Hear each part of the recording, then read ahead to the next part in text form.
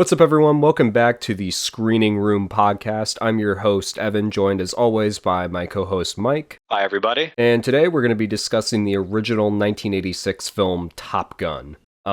We figured this would be kind of a fitting one to do because as of, I think it was yesterday, was Top Gun Day, and then this year celebrates Top Gun's 40th anniversary. Both this and the original movie are re-released in theaters this week, and that includes IMAX too. So, if you want to go check those out, I'd highly recommend that. But yeah, that's why we decided to go and discuss this one. I know both of us, it has been a minute since we'd seen the original. Oh, yeah. So I kind of thought it was a good excuse for us to revisit that one. So yeah, did you want to kick it off with some of your initial thoughts? Yeah, absolutely. For me, it's been honestly a better part of, I think maybe even like a decade since I've actually sat down and watched the original from start to finish. And I can tell you this much, man, it still holds up. I really liked it overall. I think, especially for like early days Tom Cruise, this was a really great performance by him. Val Kilmer as well. Those two gave phenomenal performances. I liked a lot of the cinematography in this too, and all of the stuff with pretty much all the air photography with all the planes. That was really well done. The soundtrack and the score, both a masterpiece, and keeping like the audience on the edge of their seat. Got to give a shout out to Kenny Loggins though for this too. Danger Zone was one of my favorite songs as a kid. And Was it that was because song of made this for the movie. movie, or was that just It like... was. I'm gonna go into that in trivia actually, Okay. but yeah, no, this was made for the movie, and man, it fits really well. I didn't mean to cut you off. I I was just No, curious. you're good. But yeah, no, this is a fantastic movie, and it certainly leaves you feeling the need for speed. Hell yeah. No, I think the last time I watched this movie was with my dad. It was the day we went to see Top Gun Maverick when that came out. We decided to watch the original like that morning before we went to the theater, and I don't think so. That would have been what, 2022. So it's been at least like 4 years since I've seen it. And obviously, I still maintain Maverick is the better movie. That's always the one I revisit. I usually watch it like at least once a year. It's literally Yeah. in my letterbox top four. I feel like had always had this like kind of mental stigma where I was like hesitant to go back to this one because I was like, Top Gun Maverick's just so much better. Why would I go watch this one? But like I said earlier, with its theatrical re-release, I went to go see it in IMAX last night. And it was so much better than I remember. I Yeah. did have an interesting encounter with someone. Our IMAX, which I'm not going to dox, how many people would you say can seat? Like I don't know. 200 maybe? Probably, I'd guess 150 in our area. Maybe 150? Okay. So Yeah, around that. bear in mind, this is going to be a bit of a tangent, but I also think some of you guys might get a kick out of this. So this was a 7 o'clock showing on a Wednesday night. So like naturally, it's not going to be as sold out as like the weekend showings this week, right? Or this weekend, I should say. Um, so I go in, and there are maybe 20 people generous there by the time the movie starts. So anyway, I show up and I booked my seat like a month in advance. I was the first person to book my seat there because I have Regal Unlimited, so I can like do that, right? So I have my favorite seat, which is H15. I have it booked, and I walk in, and there is a mom who I'm guessing is probably in her like 50s, and her daughter who, I don't know, is probably a couple years younger than us, sitting in H16 and 17 with the poster that they handed out sitting on my seat, H15. Now, normally I'm like, okay, not a big deal. I'll just, like ask them to like move the poster. I don't mind sitting directly next to someone. Like, that's fine, whatever. So I walk up to them. I'm like, oh, hey, excuse me, but like, can I move your poster here? This is my seat, right? And the mom who was in the seat directly next to mine gave like the most like she acted like I said something like totally offensive to her. And I'm like, please, like I just want to sit in my seat. Like why are you making this a whole thing? She's like, oh, fine. And she like moves it. And then I'm like, as I sit down, of course I'm feeling awkward and I check the Regal app and here's the stinger. They bought the seats with a seat gap between me and them, so they should have been in like what would it have been 17 and 18, but they couldn't count correctly and they sat in the wrong seats. So it wouldn't have even been a problem if they had just sat in their normal seats. I don't know. It was a weird thing. But and again, normally I don't mind sitting next to normal people, but like when you kind of act, and I'm maybe not doing a good job conveying it, but when you act like all kind of indignant and act like it's such a big burden for you to move your stuff out of my seat, like it's like, come on, why don't act disgusted when I just ask to sit in my seat, you know what I mean? So that was my fun little experience last night. But seeing the All right. movie in IMAX, amazing experience. So anyway, yeah, Yeah. I had to get that off my chest. Alrighty then. Yeah. Yeah, no, I'm gonna certainly try to go see this back in theaters again. Like I said, I think it holds up really well. And again, there's gonna be some spoilers for this movie in the review. So if you haven't seen this movie before, or if you haven't rewatched this in a while and you're a little fuzzy on the details, I highly suggest going back to rewatch the movie Go and come back in back and hear the rest of theaters. our thoughts. Go back in theaters, exactly. This had one of the most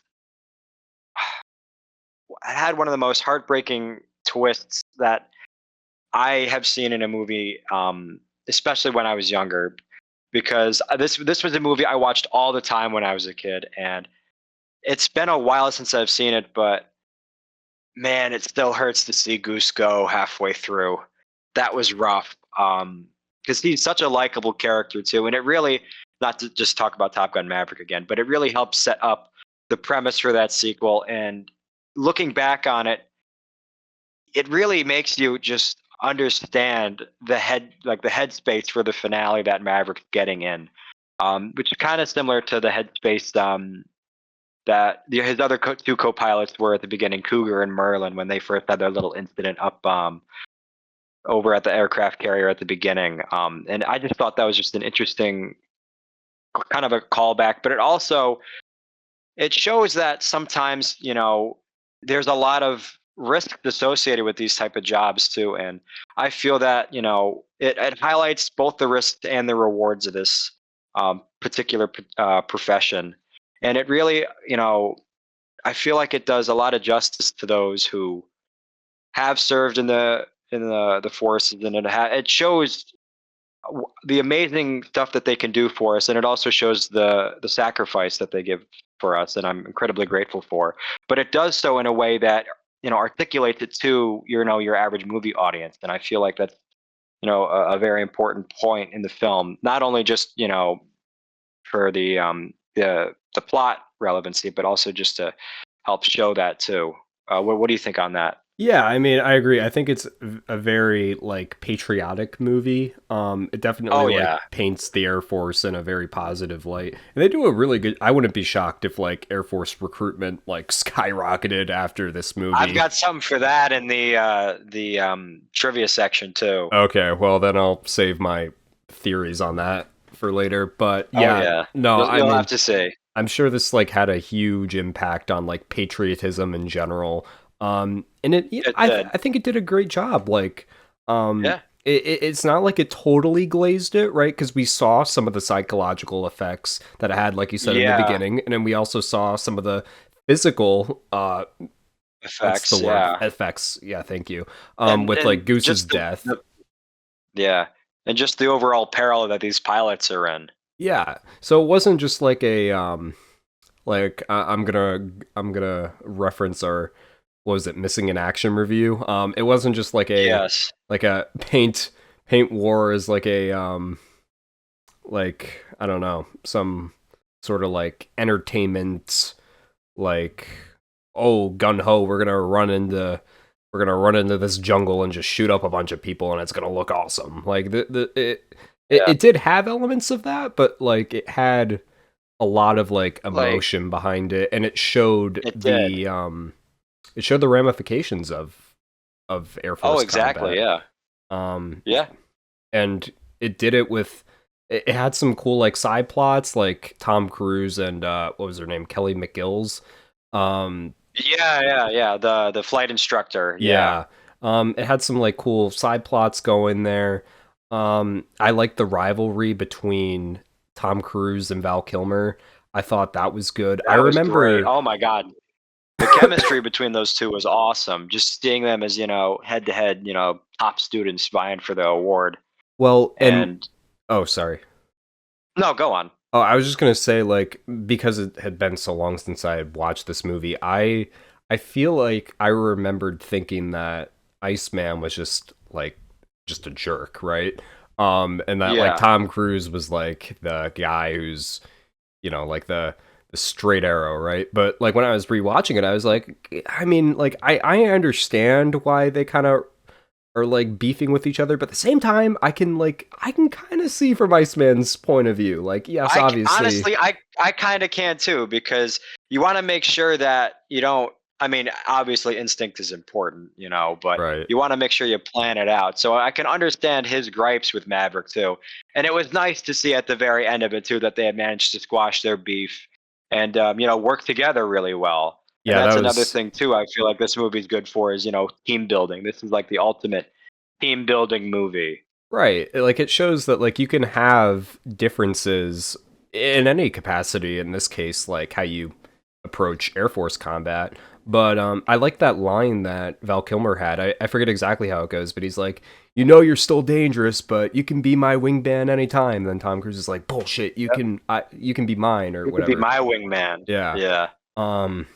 And it, No, I like that. yeah, and it shows they still kind of have that rivalry, but it's more like a friendly rivalry at that point. Right. And then they even take it further in Maverick, which I'm not going to go into too much here, but I feel like Yeah, I feel like they did a good job kind of setting that up. Um, they did. Yeah, yeah, I think it was really well done. I think it just goes back to kind of yeah, what I said, the side plots. It's not just a like, oh, we're gonna do some really cool stuff in F-14s and that's the movie. Like, yeah, yes, there is that. Like in that opening on the aircraft carrier with like the opening credits, that's amazing. I love that.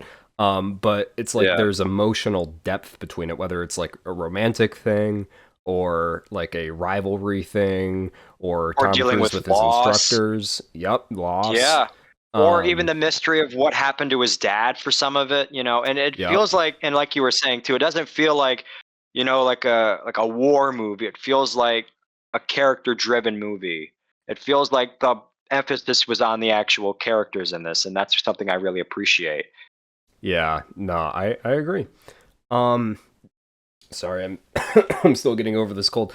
Did you have any other thoughts you wanted to give before we got into some trivia, fun facts, that kind of thing? No, I'm all set. All right, I'll let you kick it off then. As always, Mike gathered all of our information here.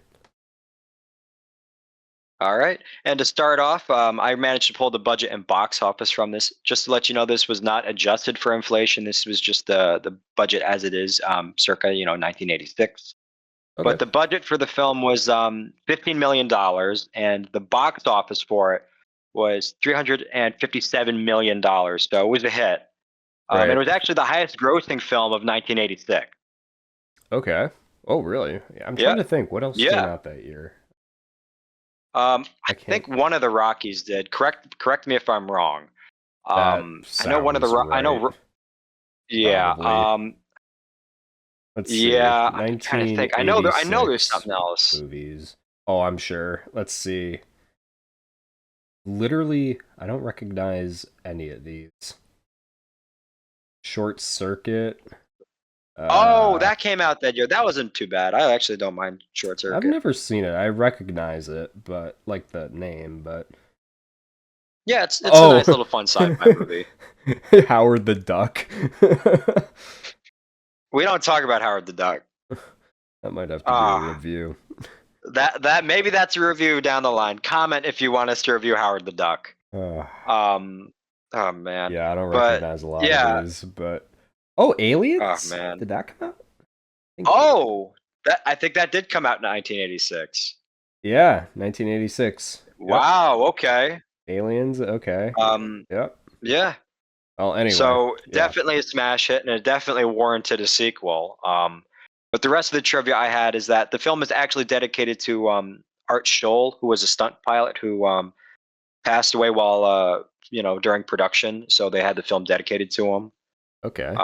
Another, yeah, and also the line "I feel the need for speed" is ranked 94 of AFI's top 100 movie lines.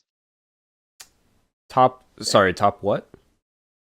Top 100 movie lines. It's number 94. 94. Okay. Okay. 94. By Yep. by. And Do you happen to know what number one is? I'm just curious. not off the top of my head, but I know I do have the studio. It's AFI's Okay. personal list, and this is something that I was surprised to find this out, especially with all of Tom Cruise's recent activity. But all of Maverick's stunt flying in this film was done by Scott A. Altman, who later became an astronaut. So this was kind of an interesting thing to find out that for once Tom Cruise did not do his own stunts for this movie. I was gonna say, I feel like that side of Tom Cruise didn't really come out until like the '90s with Mission Impossible. Yeah. Then that's Um, really when it. I actually saw what was it? It was like a clip of something on. I don't remember if it was TikTok or Reels, but apparently, yeah, I'm sorry to bring this movie up, but The Mummy 2017 with Tom Cruise when they were oh, filming. Yeah, yeah, but oh no. when they were doing that like plane crash, they actually like shot that for real. They like brought a plane up to like With zero really, gravity. yeah, and then just dropped it, and then that's actually Uh, like Tom Cruise in there. oh God. um Um, just another yeah. one of his Ano- plane endeavors. yeah. Another thing too was that the Pentagon had charged Paramount Pictures $1.8 million for all the use of their planes and aircraft carriers for the film. I'm And surprised it's that low. yeah, and speaking of the United States, the U.S. Navy actually set up recruiting booths right outside of major cinemas, and we're trying to like catch people, after they left the movie. Um, and because of that, they had the highest application rate for years because of that. And it's because of this movie. It really helps enlistment numbers go up. Yeah, yeah, I have no problem believing that.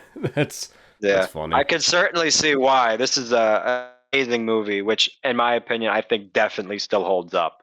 No, that's great. Did you have anything else? That's all I have for tonight. So I remember I'm looking this up right now. But I remember that there was something about Top Gun.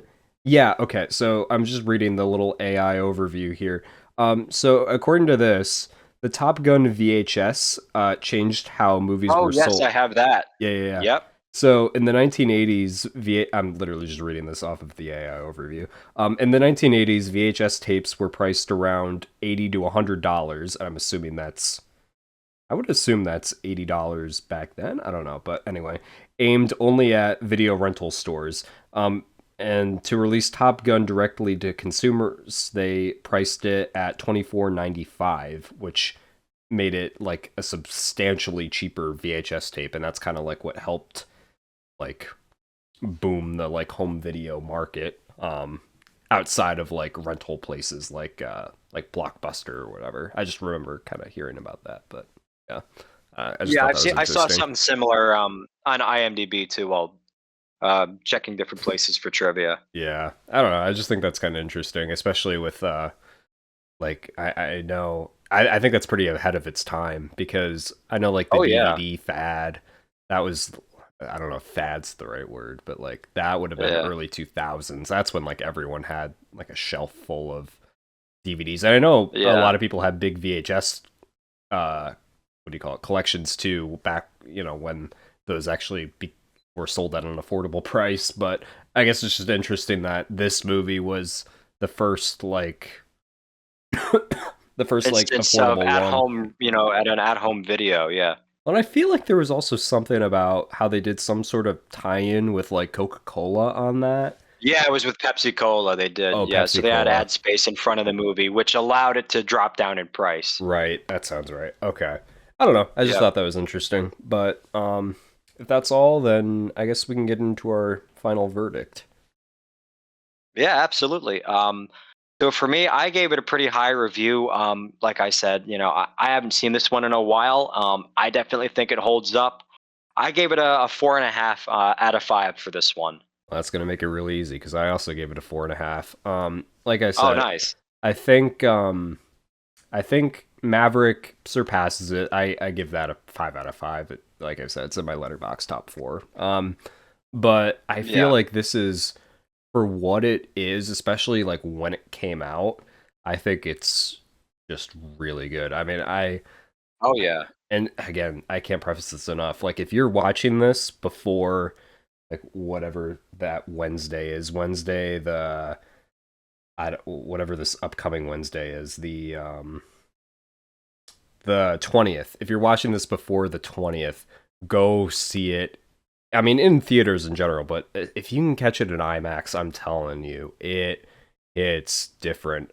The music, the sound, the scale of the image, it looks so good. It sounds so good. And I was just amazed at how well it held up.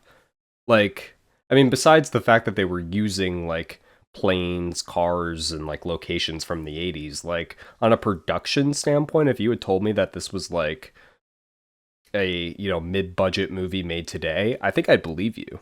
You know what I mean? Like I feel like it Honestly, kind of same. holds up. Even with the military equipment at the time too, that still looked really well done. Right. And obviously it was real military equipment, but it also just the way they had the cinematography for it, it looked like really crisp, and it looked lived in too, which I feel like you need for any type of military or any combat style movie where you have something like that. And it looked like it was a lived in space, and it looked like everyone knew exactly what they were doing. They all had a purpose for it. Right. Like, and honestly, I feel like for me, ironically, the thing bringing it down half a peg for me. Well, I guess one. I don't know. Like, I think the main thing is that I know it's because Top Gun Maverick exists. Just because they were able to just take everything that worked in this movie and dial it up like even like I To mean you're talking about the 100, yeah. cinematography in this and Maverick. Oh my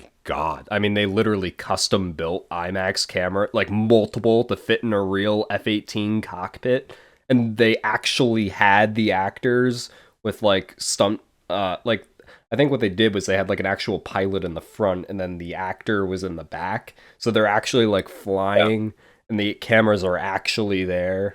Like, oh my Hmm. god, it's so good. But like I think for me it's just like when I'm watching this movie, and I know this is no fault of the original, and they came out like what, 30 years apart, almost 30, 35 years apart. So I realize that it's not like a fault of the original movie.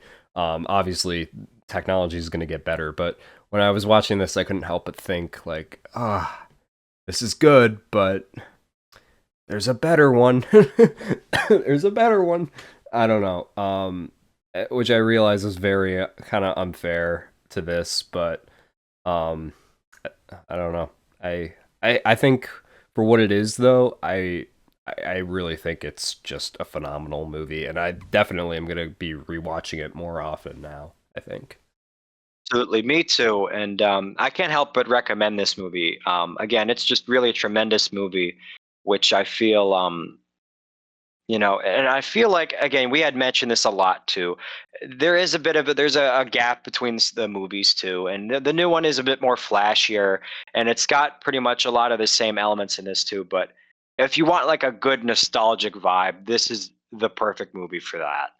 I It I really makes you sit down and just enjoy the movie, and I find that to be really rewarding for this. Yeah, I agree. I think the other thing, and again, this is such a nitpick, like a nitpick of nitpicks, but I think like in terms of a real reason why I would kind of dock it half a star, Because I think what I said earlier is unfair. It's just, it's something I kind of had to voice.